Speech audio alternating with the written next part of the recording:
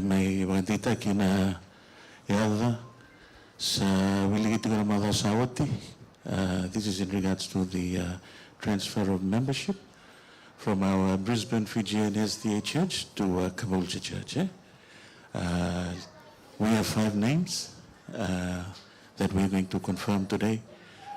Sinindo ya wala mai, sinindo na kaya tingomi sa wakandita kitiko na yaday apete tuyamba enele maafu losalini pulei tangitangi manuapa mere momota maafu selai semba manuapa sa wakandita kitiko na yadanda to na Leoni Songolot in Brisbane, and we are transferring their name from the Brisbane Fijian Church to the Caboolture Church.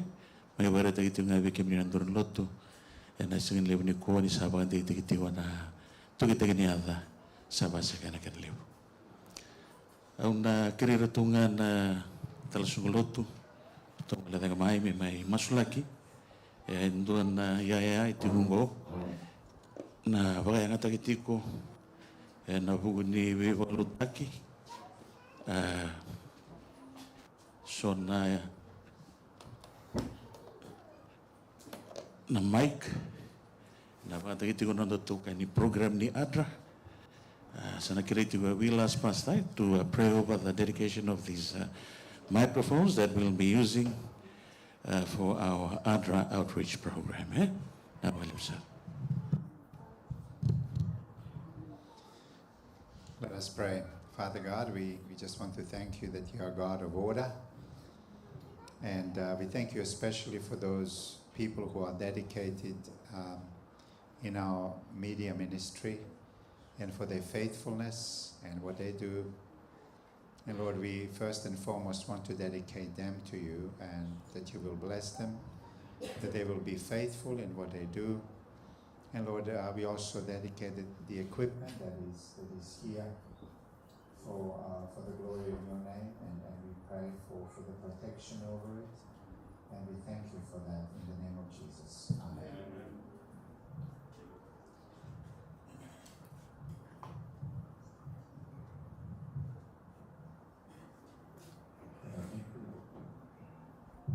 I would like to call upon the deacons to collect our first offering for business. The first offering will be going towards the payment of our grants. Natin susul sa kreator na kaya kirara marumay may kumin na natin susul.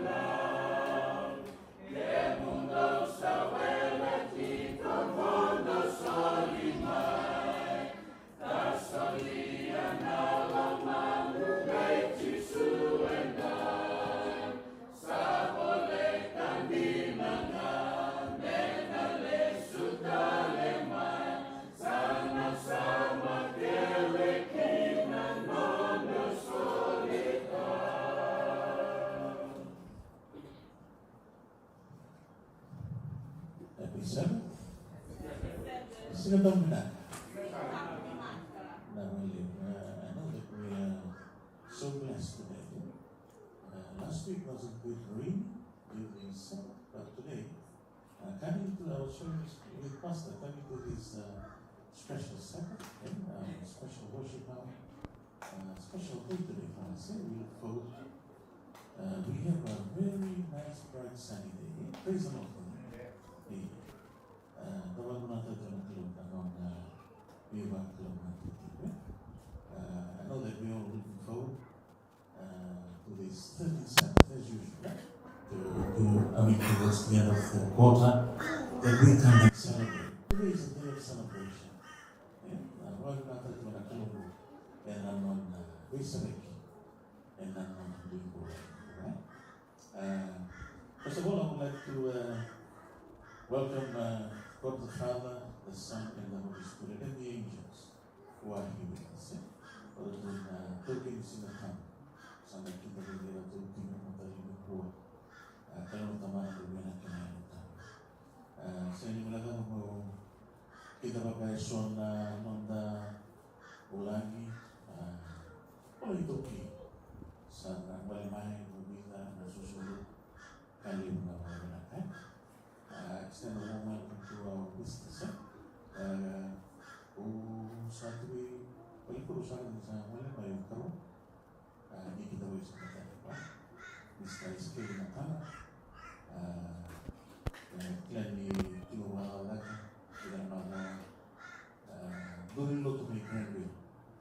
Kaya sa mga pinag na pamilihan ng kita tumiro. Mungkin sa mga right? We would also like to welcome Zeny. Woman, also still living in the South, in Melbourne, Victoria, and we would like to welcome you back. Tawag mo natin ito na kalulig mo siya ba? Kung naman may mali, ito talaga po, gawin ito naman sila po. Sabi mo na natin, yun na, pero sunod na bulan. The biggest blessing that we can get, and that is good health and breath of life. So, despite the situations or the challenging situations that we go through, the biggest blessing is to get good health and the breath of life on a daily basis, especially during Sabbath. Would like to welcome the members who are here with us, the kids. Welcome the kids and some of the youths that are here. We're so thankful about that. Sudah meninggal berkemenangan one kumlot tu. Soalnya dari tu ada yang di Purara. And Giga is out there. He's been sick for the last 2-3 weeks, but we're so glad that he's joined us this Sabbath. The one who knows about it. We're bisa sakit oleh kita nama tu baik. Dan selalu orang tu tahu tanya.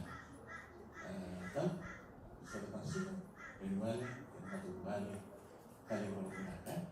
You would like to extend the warm welcome to the family. Thank you for joining us this special Sabbath. So when we're at that, we'll come your name on it. At the beginning, quite a while, 3 months, more than 3 months. At the beginning, is being Fiji. Jesus looks so well, and we're back at the beginning that you were able to join us this Sabbath. We always think of in our prayers. But a little bit of it. Brother John, to kita berbeda dengan saya semua masih boleh sangat diluar dari itu. Nanti ini sesau, we would like to also welcome the family. God bless you. To the members, the bands, Sunny Bank Band, Gold Coast Band, Woodbridge Band, and Goodman Band. Santa kita boleh diwara-wara ini sendiri buat kali sudah menggunakan mengenai tipo, mengenai hobi menata cuma dulu menurut tanah sila tamu. Tadi, Sabbath that we need to celebrate the freedom, bondage of sin. And we are so thankful that we serve a very good God. Also, like to send a warm welcome to our pastor, beloved pastor. Pastor, would like to welcome you today. Thank you so much for accepting the request today. You in fact called. I was at work, pastor called, and said that I want to come and preach more. I said, thank God, praise God for that. Pastor will give you the communion, and also you will preach. And he accepted both. Praise the Lord. We're so thankful that Pastor is here with us today, and Pastor will hope and pray that the message that God has put in your heart will be a source of blessing to us, and may God continue to use you in that mighty way in spreading the word of His kingdom. Kailan ni selalu tinggal terbenam na most of the week kita bagi nilai kita buka ya road weekend dan material di kuah. Kailan invite us to be outstanding so that we can sing our first hymn from the Fijian hymn book. Okay?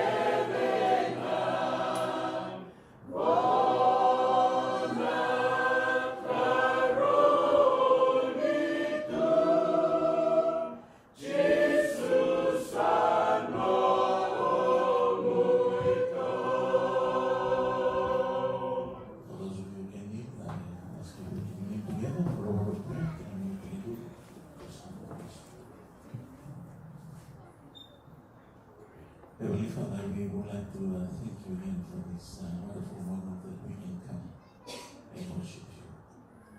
Thank you, Lord, for the freedom that we currently enjoy. Thank you for the blessing of good health and the breath of life, for protecting us over the week, Lord, when we do our chores and our work. We would like to thank you for your protecting hands, guiding us, and looking over us, that we are able to be here in your sanctuary this morning. Thank you so much, Lord, for the lives of those who are sick, who are here with us, and also those who cannot make it. Lord, we present their lives to your hands. We ask for a special prayer for Lisa and Zach, Mom and Woodridge, and also Tamay Pisa, and those normally don't talk about all this, and the challenges Amen. and situations that we go through as an individual, as a family. Yes. But Lord, you are always saying, your promise says that those of you who are weary, come to me and I'll give you rest. Thank you for your promise, God. Thank you for the lives of those who are not here as well. We ask you, Lord, to touch them in a special way. Thank you for the lives of the members who are here and the children, the youths. We ask you, Lord, to continue to bless them, continue to bless the families that are here. And Lord, we ask you to bless Pastor and the message that he has for us today. Thank you for the special message that you will continue to use him, Lord, in a mighty way in these last days for your mission, and continue to bless him and the family. Bless those too who are joining us online. We ask you, Lord, to touch their heart in a special way. Let your Holy Spirit move mightily in our midst. And we ask this in Jesus' wonderful name. Amen.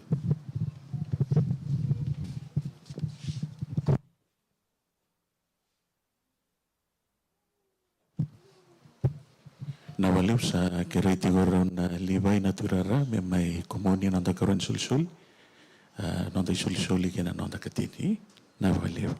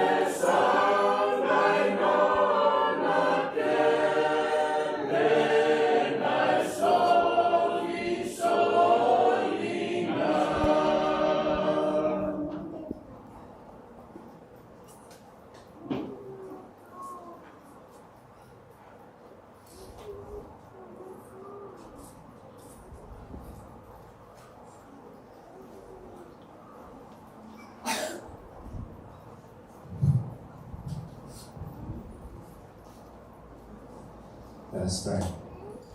Father, we want to thank you once again. And we have a reason to be grateful. Lord, we thank you also for grateful hearts. We also thank you for hardworking people. And what we have earned. And now, Lord, as we return a portion of that to your feet, we recognize the importance of the gospel of Jesus to be preached and to be heard and accepted so that the souls for Christ will be won. So Lord, we pray for the money and the tithe collected for the glory and the extension of the kingdom of God in the hearts and minds of people as we pray in the name of Jesus. Amen.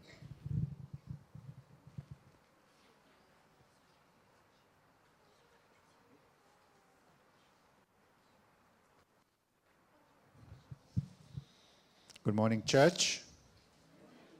How is everyone? Good? Well, it gives me a pleasure actually this morning to invite our junior deacons. Where's Mana? Where's Dan? Yeah, Dan, come. Mana.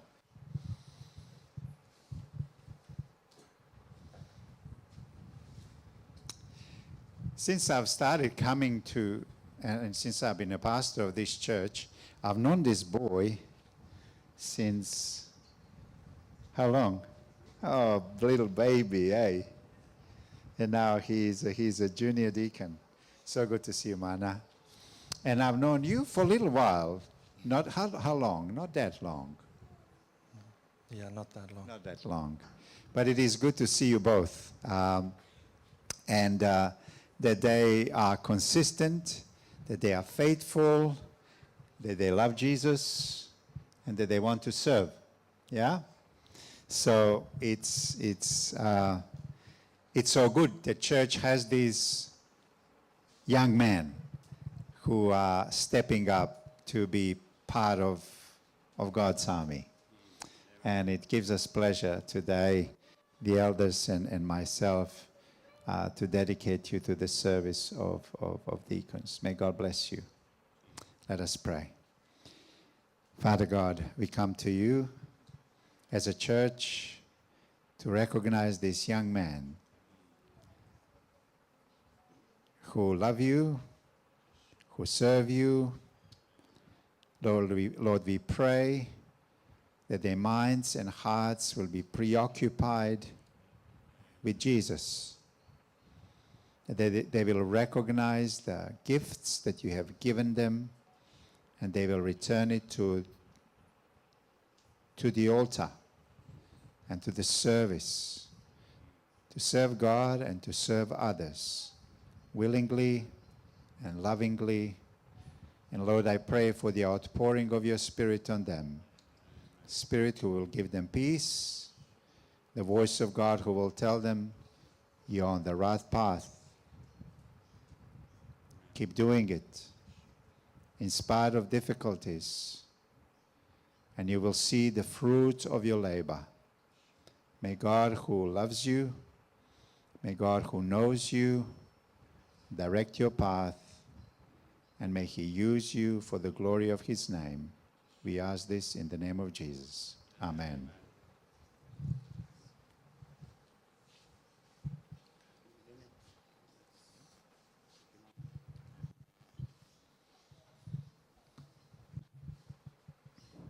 How good is the weather outside? So good. Can I single out one person, and that is Sister Driver, who is with us. It is so good to see you here. And you look good.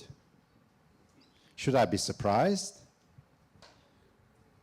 It is really good to have you here. We are blessed that you are with us. It's communion today, and remember, Jesus said that this occasion is the occasion when we remember him. But I'm going to do that, and while I'm going to do it in a way that is, and you will see how we are going to go about it. I've been doing this series on drawing close to God, of unique encounters that people have had with God and what transpired from those encounters and what it is teaching us. And it is going to be very appropriate to the communion that we have today. So what we are going to cover today is the story of Abraham and Abraham's unique encounter with God This story that you are going to read, that we are going to read, is one of the most amazing stories of the Old Testament that point out not only specifically to Jesus, but to Jesus, who is our sacrificial lamb. And you will see why this story is so amazing. But let us read a text. I want you to pay a very close attention to the text. Yeah? That's what we want to do. Really pay attention to the text. Let's do it. After this, the word of the Lord came to Abram in a vision. Let me ask you a question. Any of you had significant dreams in your life that you think this is not an ordinary dream? This is, God must be somehow part of this, sending me a message. Any of you? Anybody else? A dream. Significant dream in your life. So none of you are dreamers. Well, no, I didn't ask that question. All of you are dreamers. But in my life, I had a couple of dreams, and I will always remember them. And I really believe that God was sending me a message. But this is not a dream. He's in a vision. That's a notch up. Dream gives a message, but this is God directly talking to Abram. And Abram is fully aware of himself. He's not sleeping. So this is mind-to-mind and heart-to-heart conversation. That's a notch up from a dream, okay? Way different. So Lord came to Abram in a vision. Do not be afraid. God starts speaking. Abram, I am your shield, your very great reward. Interesting. But Abram said, O sovereign Lord, what can you give me, since I remain childless, and the one who will inherit my estate is Eliezer of Damascus? And Abram said, you have given me no children, so a servant in my household will be my heir. Do you see the boldness in what he's saying? Anyway, let's move on. Then the word of the Lord came to him, this man will not be your heir, but a son coming from your own body will be your heir. He took him outside and said, look up at the heavens and count the stars, if indeed you can count them. Then he said to him, so shall your offspring be. Abram believed the Lord, and he credited it to him as righteousness. He also said to him, I am the Lord who brought you out of Ur of the Chaldeans to give you this land to take possession of it. But Abram said, the one who believed him just a moment ago, O sovereign Lord, how can I know that I will gain possession of it? So the Lord said to him, bring me a heifer, a goat and a ram, each 3 years old, along with a dove and a young pigeon. Abram brought all these to him, cut them in two, and arranged the halves opposite each other. The birds, however, he did not cut in half. Then birds of prey came down on the carcasses, but Abram drove them away. As the sun was setting, Abram fell into deep sleep, and a thick and dreadful darkness came over him. Know for certain that your descendants will be strangers in a country not their own, and they will be enslaved and mistreated 400 years. But I will punish the nation they serve as slaves, and afterward they will come out with great possessions. You, however, will go to your fathers in peace and be buried at a good old age. When the sun had set, and darkness had fallen, a smoking firepot with a blazing torch appeared and passed between the pieces. On that day, God made a covenant with Abram. As I said, this is one of the most unusual encounters that God ever had with somebody. What we are going to look at is Abraham's doubt, God's assurance, and what does that mean for us? Let me ask you a question. Have you ever doubted? Well, that's a silly bit of a question. Everybody doubts. Everybody doubts. That can be, that is okay, but it can be dangerous too. Have you doubted your friendship with somebody? Did somebody disappoint you?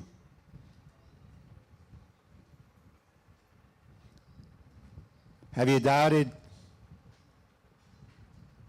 your daughter, your son?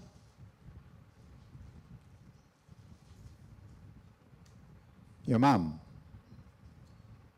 your father, your husband, your wife, yourself, God.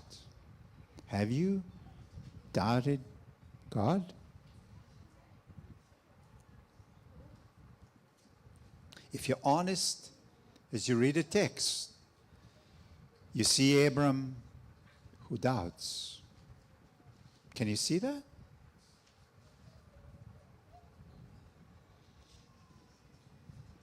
Well, let's start from the beginning. God gives him a vision. That's not a small thing for a mortal to face God in a vision. You know? Is it? And I want you to see the way God starts talking to Abram. Please watch. Look what God says. Abram, do not be afraid. So he knows the state of heart and mind of Abram. And the very first thing he does, he addresses the problem that deeply is seated in his soul.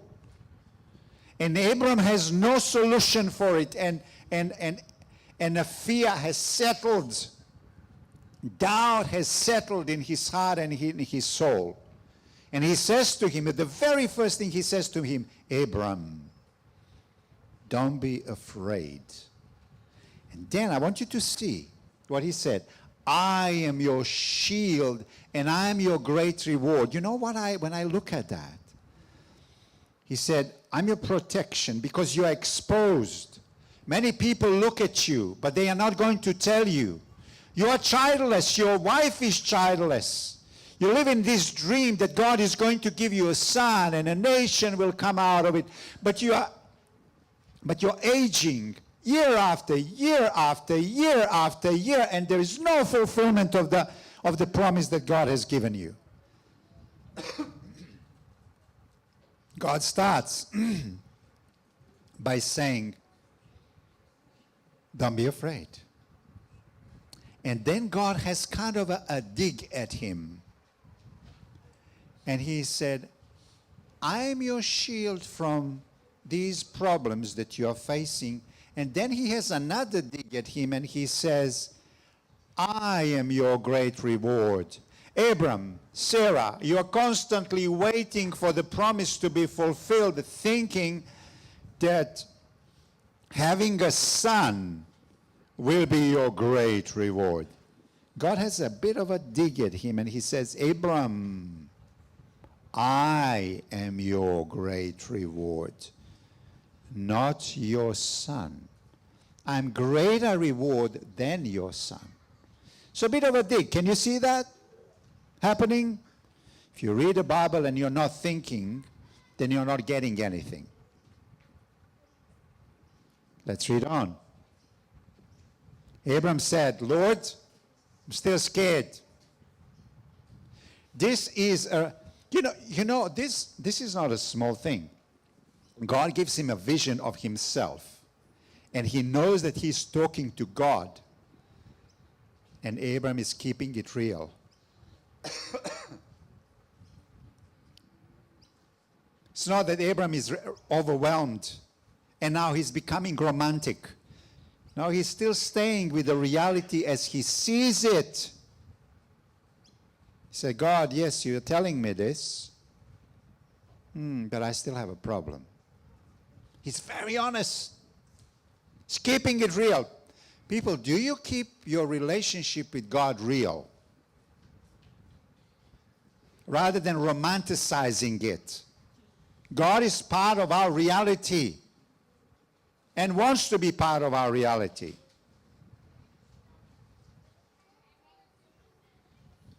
Look how real Abram is.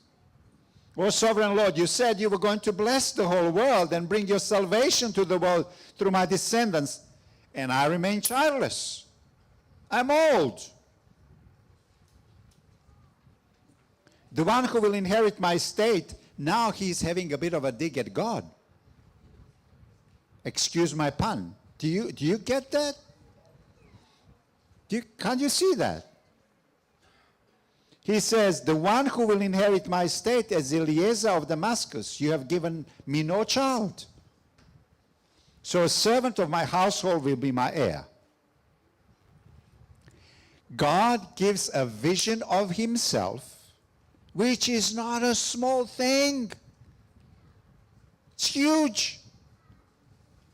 And God has a dig at him and he said, Abram, I am your reward. And then Abram comes back to him and he says, God, yeah, okay, but you haven't given me a son. What a conversation. Can you see the conversation? Both of them are keeping it real. He's not denying what is in his soul and what is in his heart, yet still being very respectful. But he's opening his side and he's saying, God, I'm hurting inside. Can you see that?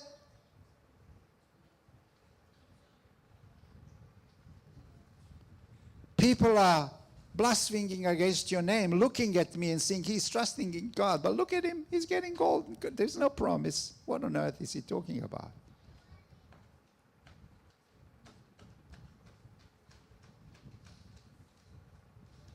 God, I have doubts. I have doubts about you.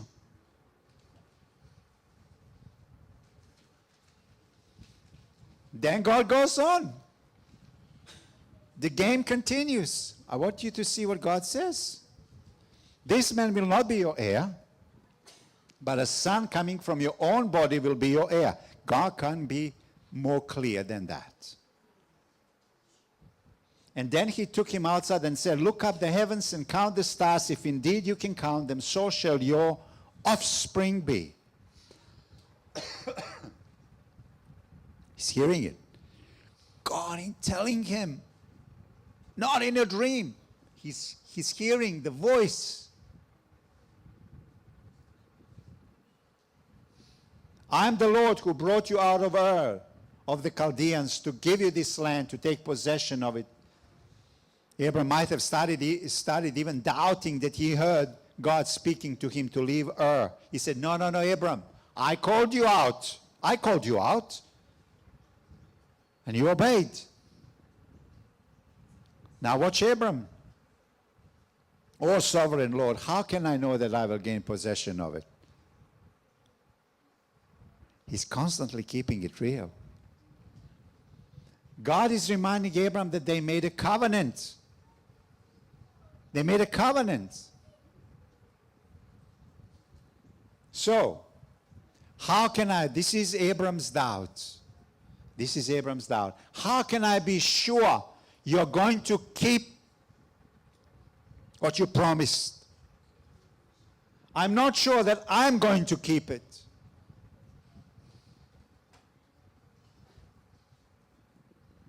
Doubt. I want you to observe something about doubt. God is open to it. God said, I will do this and that, yet Abram doubts. And when he doubts more, God is okay with it. They have back and forth, back and forth. Can you see it? And God is not condemning him. God is not condemning him. He's just having a conversation. They are both keeping it real.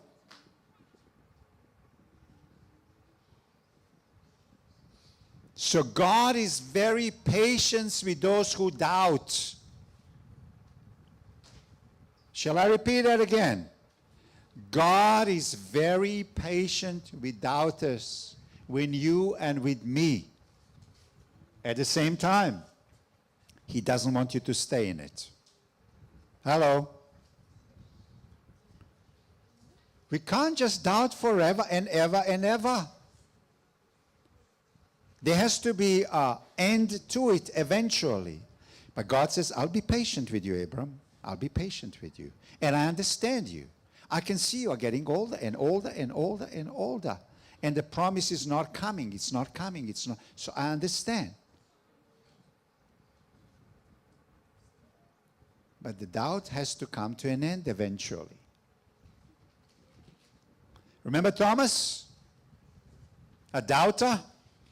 Do you remember what he said? I doubt till I can see. Then my doubt stops. Do you remember? When disciples came to him and they said, hey, Lord is risen. And they're all just smiles. And they're all kind of excited and fearful at the same time. And Thomas looks at them and says, if you are crazy, I'm not.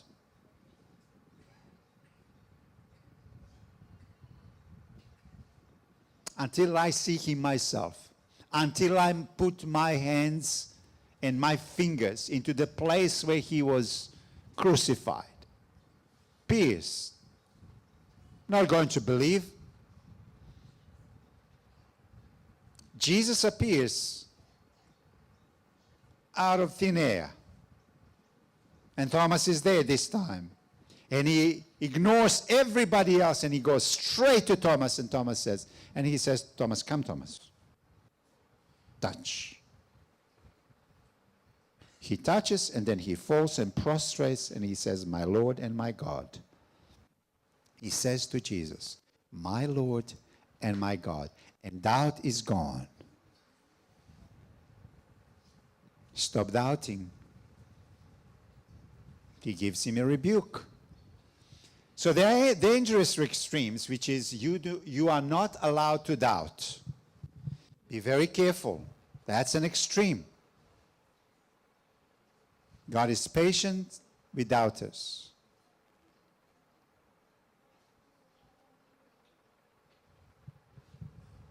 Not everything is always clear. So there is a space and scope for doubting. But you're not allowed to doubt. That is extreme. Be very careful of that. Another extreme is you are always to doubt. That's another extreme. Now, what is God going to do with Abram? Observe what happened. He came to him. He spoke to him. In a vision, God and human. And Abram is still unsettled. Still unsettled. Almost to the point, God, but is it going to happen? Things are not resolved. So what is God going to do? What is God going to do? What does God do after doubt were expressed? Look what God does. What we see here is incredible. And I'm not sure that, how many of you understand what's going on here?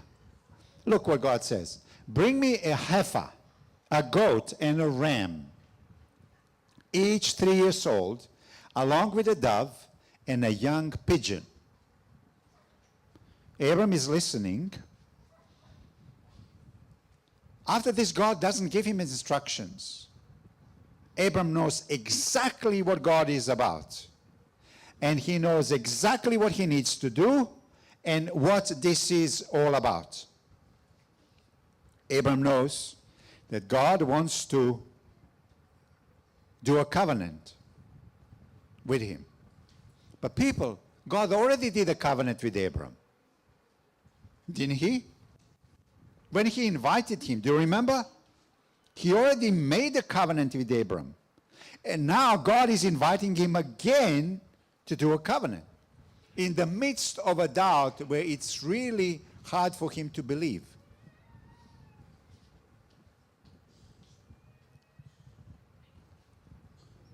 So what is covenant? Okay?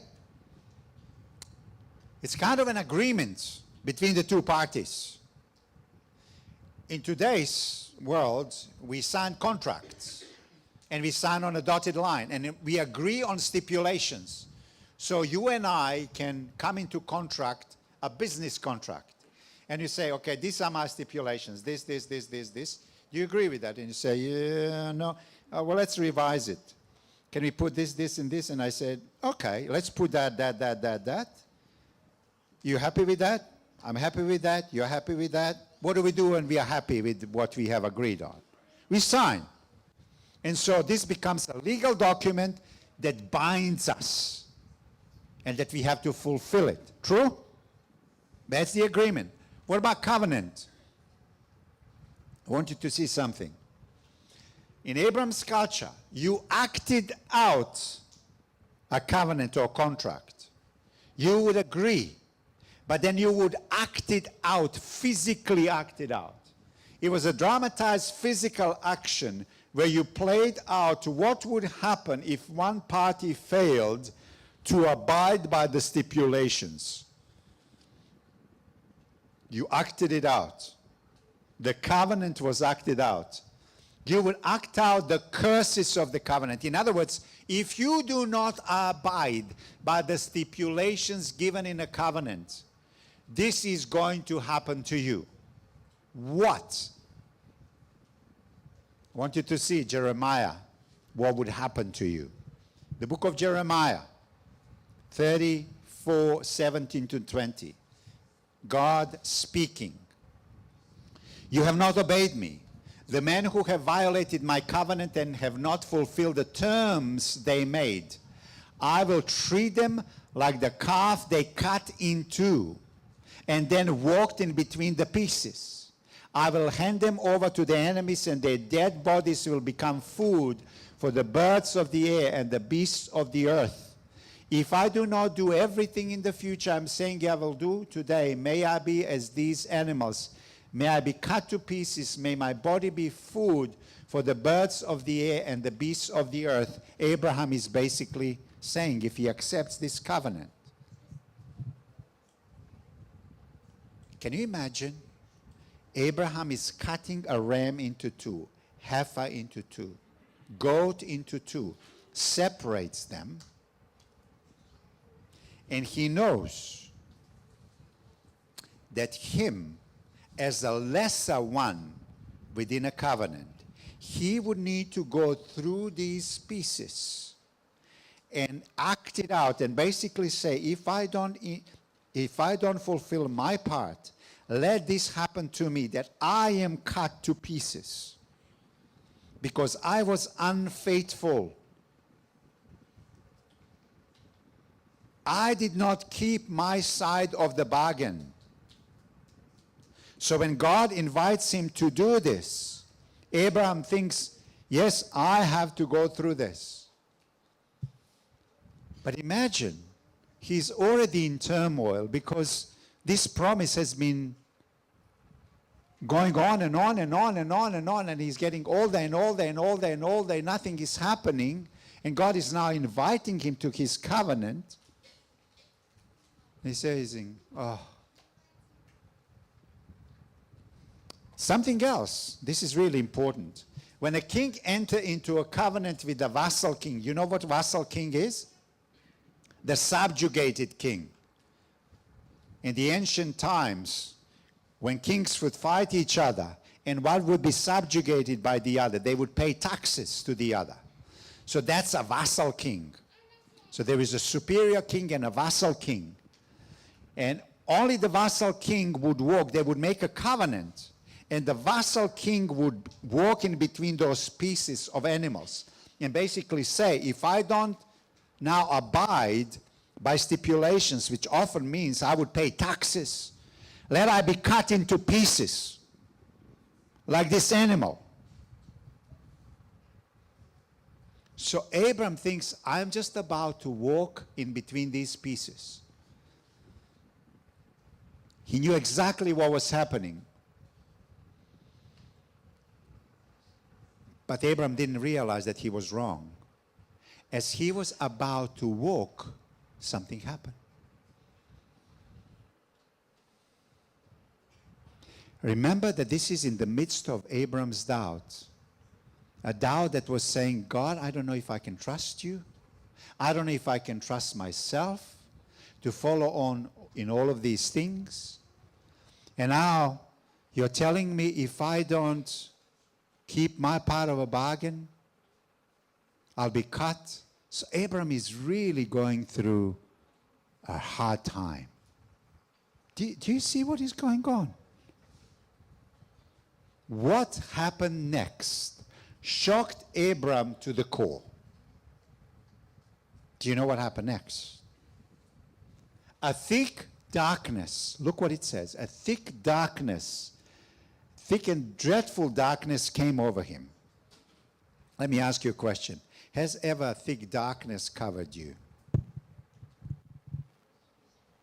Any of you went through depression and anxiety? Then you know what thick darkness is. Abram was already feeling fear, feeling the pinch that the promise was not fulfilled. He has already aged, and God is now asking something so drastic. Is this now what God is going to do? If I'm not going to be faithful to my part of a bargain, He's going to cut me into pieces. So this thick darkness comes over him. Do you see what's happening? A spiritual darkness fell on him that went along with the physical darkness of the sun that was setting. It was so dreadful, and he was so crushed into the ground. Now, watch. When the sun had set and the darkness had fallen, a smoking fire pot with a blazing torch appeared and passed in between the cut pieces of animals. Abram was about to go in between himself, but he was interrupted, and a fire-like torch went in between those pieces, and Abraham's mouth just opened in total dismay and shocked that he could not believe it. There are two words used about this. A smoke, and we add a billowing smoke. And another one is lightning. So you have like a torch, you know, lightning, but the lightning that doesn't go away. So it's like a torch, and there's a kind of a smoke around it. And this kind of lightning and torch went in through the middle of these pieces. Okay? Can you picture that? The same two words are found at Mount Sinai experience.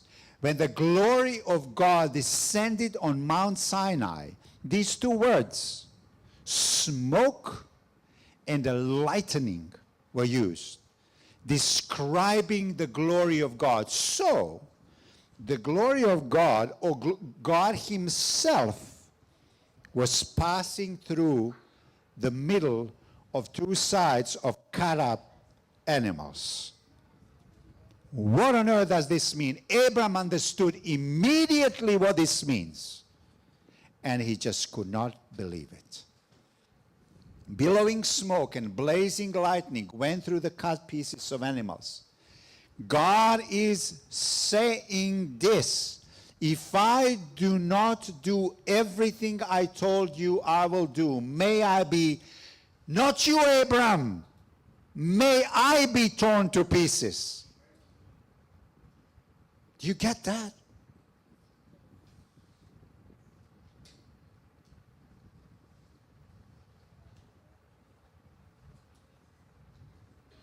But if you don't think carefully about this, how can God be torn to pieces if He is the Spirit? There is more that God is saying here. This is astonishing. If I don't bless you, may my immortality become mortality, because He can only be torn to pieces if He becomes mortal. Otherwise, how can you kill the Spirit? You can't. He has to become a human so that he is killed.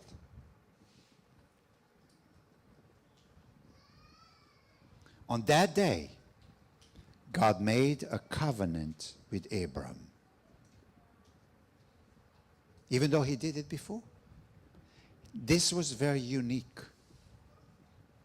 This is what God is saying. Abram, I will pay the penalty if I am not faithful in this covenant. I'll pay penalty. But he's saying more than that. He's saying this, I will pay the penalty if you are not faithful. Hello, people. Wake up. God is saying, I will pay the penalty if you are not faithful. Wow.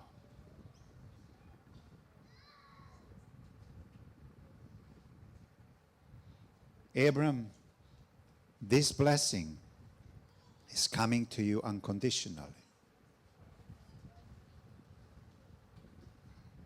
But how is this possible? God did become a human being. God did become mortal. The darkness did cover the earth.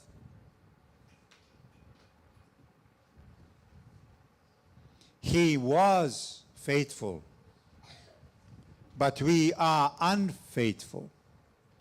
And he took curses of the covenant upon himself. He walked through, and then he was torn into two. As he was hanging on the cross, as the spear went through. Wow. God says, I will keep my part of a bargain, and I will pay for the other side of the bargain that you don't keep. So people, it's not a question whether we doubt or we don't doubt. And we do doubt even ourselves. But I want you to see that our eyes need to be on Jesus. He kept his promise. I want you to see that at the moment when Jesus was in Gethsemane, the doubts came to him. Do you remember that? Father, I'm not sure I can go through with this. Can this cup pass me by? I had no idea what it means to be separated from you. This is too much. Doubt came in. But he went through with it. So that all your doubts can be fully resolved. We fail God. We don't keep our part of a bargain. We disappoint. And God says, I'm still gracious and merciful to you. I will keep you. That's why we exalt Christ and Christ crucified. And we are grateful to Him. We are humbled by this experience. Can you see how unbelievable this experience and encounter between God and Abram was?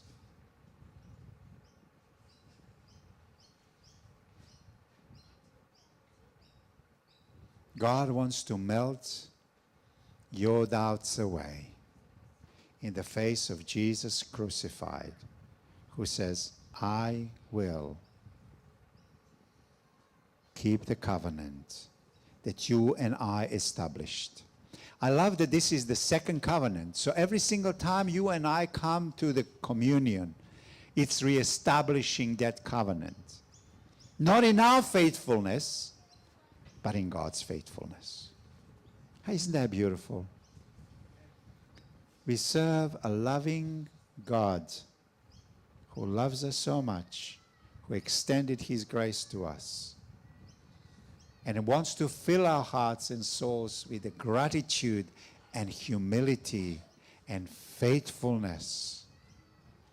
May God bless you as you see through this story the amazing God you and I serve. And I'm certain that Abraham came out of this with a new understanding and a picture of God in his heart and in his soul. He would never forget the vision that God gave him, that God is the keeper of the covenant. God is the keeper of the covenant. May God bless us all. Amen.